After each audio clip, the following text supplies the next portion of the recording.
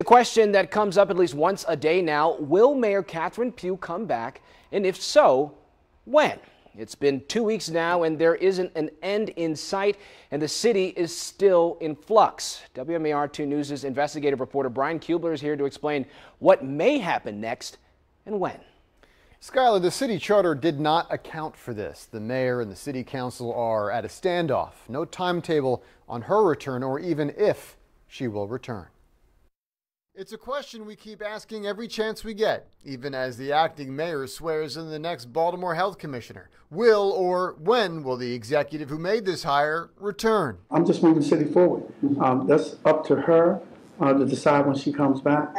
I'm just moving the city forward. Acting Mayor Jack Young has been asked the question repeatedly, and he simply doesn't know. No one does but her. And her staff today saying right now Catherine Pugh is still recuperating from pneumonia. There is no timetable because, quite simply, there doesn't have to be. We have to take a serious and honest look at our city charter because we shouldn't be dealing with this situation. Councilman Brandon Scott points out that the city charter doesn't have a mechanism to remove a mayor, and there are no parameters surrounding the length of a leave of absence. In the coming months, Scott says look for that to change. Members of the city council are currently drafting proposed charter amendments that would more clearly define a leave of absence and provide an impeachment process for the mayor of Baltimore if needed. No one thought that you would ever end up here. I don't think that the councils before and the mayors before, even the citizens before, were thinking that this situation was possible. But now that we know it's possible, it's up to us to put something in place to make sure that in the future this situation doesn't have to be dealt with like this. But even so, any proposal the council authors